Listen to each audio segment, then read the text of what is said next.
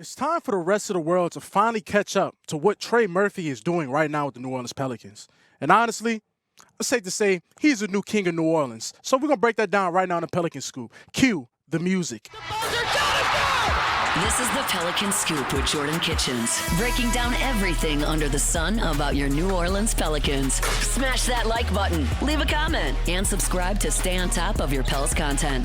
Now, running point, here's Jordan. What is good, YouTube? Welcome back to another edition of the Pelicans Scoop. I am your host with the most, Jordan Kitchens, and ladies and gentlemen, boys and girls, Trey Murphy has finally, well, I gotta say finally, but now the rest of the world is starting to open their eyes.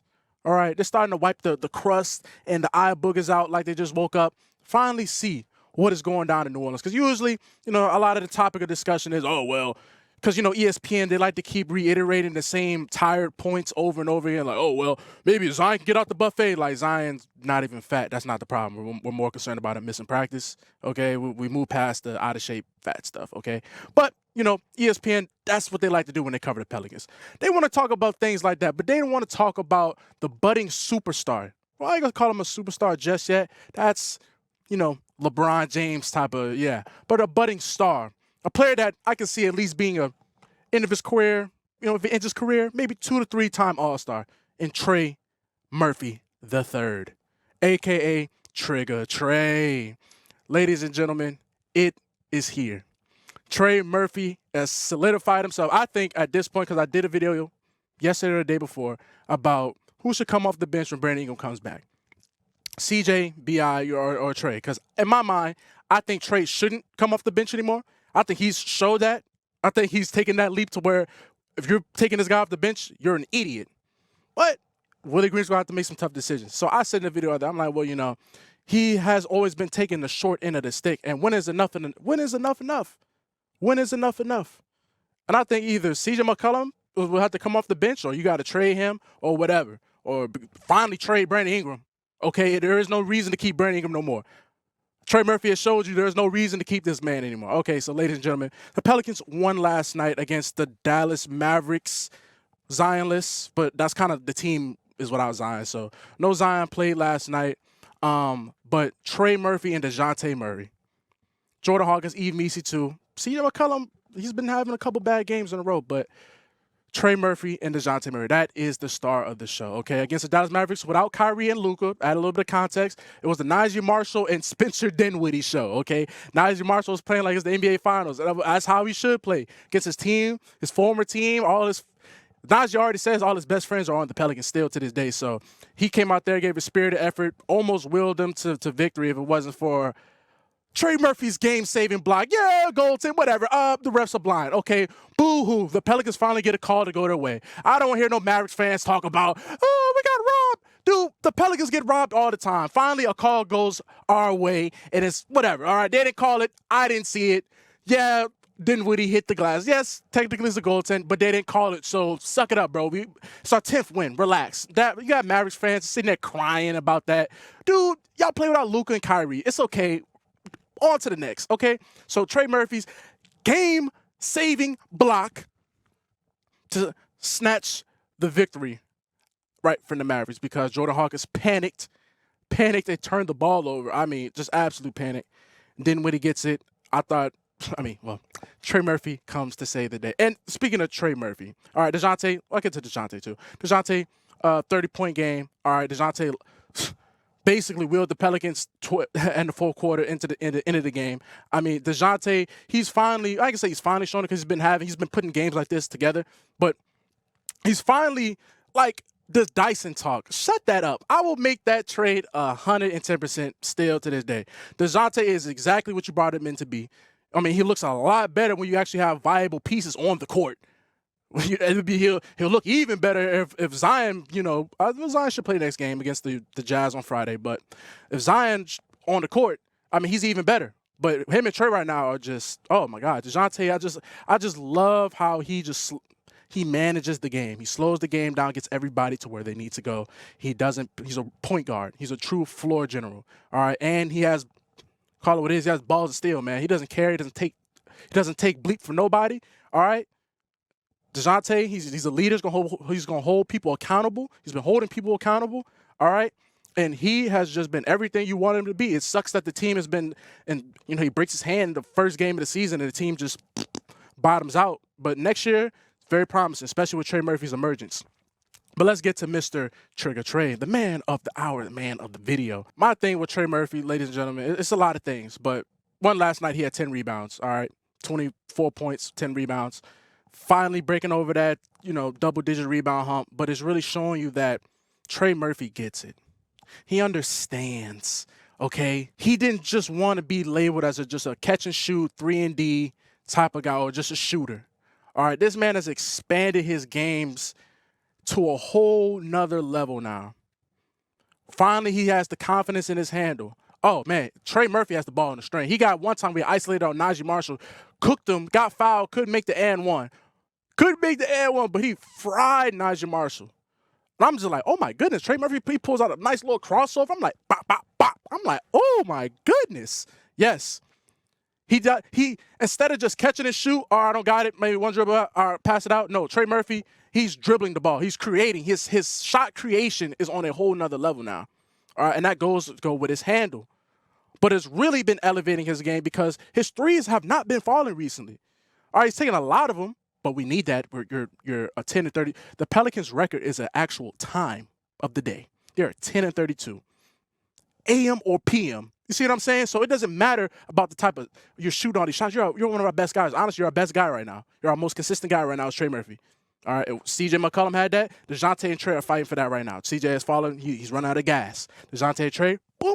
Those are two best guys at the moment. So it doesn't matter how many shots you take. Without you, we're not winning. We're not winning.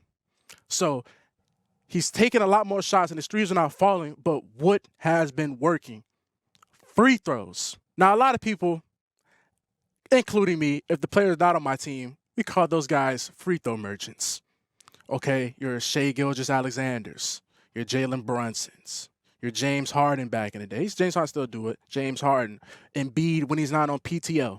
All right, those guys, those elites who get those elite scoring numbers because they get to the line and they're elite free throw makers. Zion Williamson can also be a free throw merchant if he can ever make a free throw. His game predicates to people fouling him and him getting people in foul trouble and baiting people to foul him. And if he was just a 75%, 80, like close to 70, I'll take 75% free throw shooter. Zion would be his game.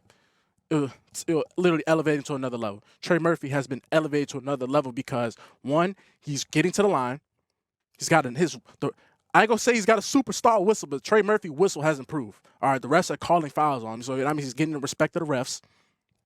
Okay, so he's getting to the line and he's making them at an elite level. Got a stat for you guys. So this tweet comes from Brett Usher on X, the everyday app, Twitter, whatever you call it, at Usher NBA. Quote tweets a Trey Murphy tweet he already put out. Trey Murphy has now made 50 straight free throws and attempts 6.5 per game over the span of this streak, his scoring streak that he's been on. All right, I told the streak in the last video. I'll get back to that. So then he quote tweets it and says, being an elite free throw shooter and getting to the line is a cheat code. Trey is an 88.1% free throw shooter for his career, and he's increased his free throw percentage every season. He's currently at 4.3 attempts per game. That's up from 2.6 last year, and he can get to 6+ and sustain it. That would be massive, very massive. Okay, because now you're talking between 20, like you're barely scraping 20 points, 18 points, maybe 22. So now we're talking high 20s, 25, 27, 29, 30, 32, those be the little differences. And so the fact that he's incorporated that into his game, knowing that, I make free throws at an elite level. All right, I'm already a great free throw shooter. Now I've expanded my game to now I'm not just a catch and shoot guy. Now I can catch it, make my own shot, catch it, get off the dribble. Like now I don't need to be Zion's sidekick. I don't need to be the gun to Zion's holster. I don't need to be that no more. I can be my own player. All right, the whole point of Trey Murphy, the whole point we thought Trey Murphy was going to hit his ceiling. Well, I think he still will hit his ceiling with Zion. But without him, he still will thrive. All right, the whole point of him was, all right, you have Zion, his gravity, Trey Murphy's out there. That's a guy that's going to be able to take the pressure off him. Who's going to like, all right, you want to send extra help to Zion? You going to leave the shooter open, the sharpshooter open. But now it's gone from, oh, he's not just a sharpshooter. Oh, this guy's a complete package. Now his playmaking might catch up, it might not. But we're not asking for that because Zion's the playmaker. But if his rebounding and his defense, he's been locked in defensively. It's night and day from last year. I'm not saying Trey he's not Herb Jones and he's not been, but he's not a cone. It's not a traffic cone. All right, Trey, he'll guard 6'10", long, arms, everything you want in a modern NBA player. Bunny's athletic. Trey Murphy has it. IQ. It's only going to keep getting better. It showed you. Doesn't matter who's out there. Doesn't matter Willie ain't calling plays. This man has found a way. It doesn't matter Willie bringing him to the bench. None of that matters. This man has found a way to keep thriving no matter the situation. And I'm willing to say right now, I'm willing to go out on a limb right now. He will be the king of this city. This will be Trey Murphy's city. Stay healthy. Said about everybody on the Pelicans. Zion, he's weighing thin.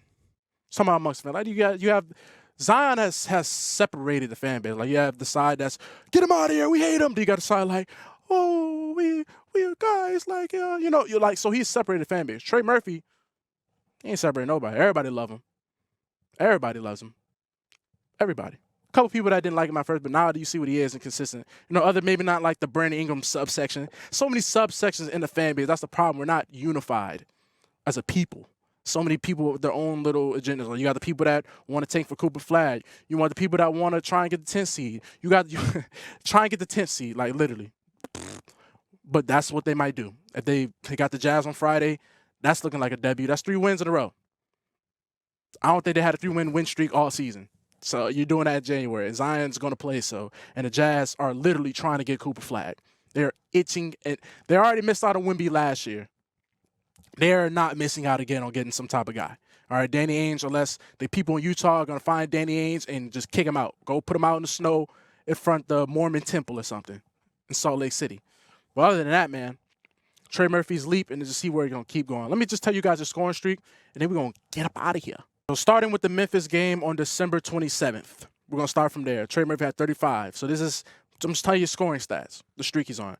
35, 18, 34, 17, 22. Then he was out with the ankle sprain.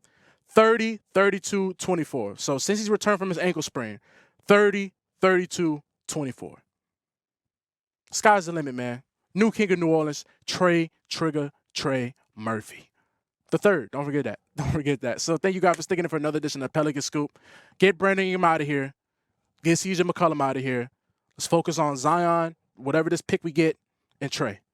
Herb, too, if you're still being – oh, I keep forgetting about DeJounte. My bad. DeJounte, I'm so sorry. I'd be forgetting about you, but no, DeJounte, you're my point guard. You're the leader of this team. It's sad that he's the leader now and he just got here, but as you can tell from him just talking to everybody in the court, keeping everybody locked in and whatnot, Missy too. DeJounte is the leader, and give this guy some help. Zion, be out there more, even though we're so far in the dumps. That's why you're such a weird spot. I'm about to sign off, guys, but you're such a weird spot. You're 10-32.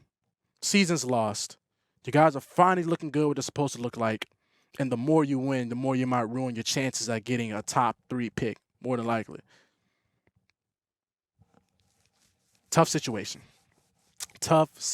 So, but that's not my job to make those decisions. I'm just here to cover the team. So thank you guys for sticking in for another edition of the Pelicans Scoop. I've been your host, the most, Jordan Kitchens, and I'm getting out of here. I'm signing out. Peace.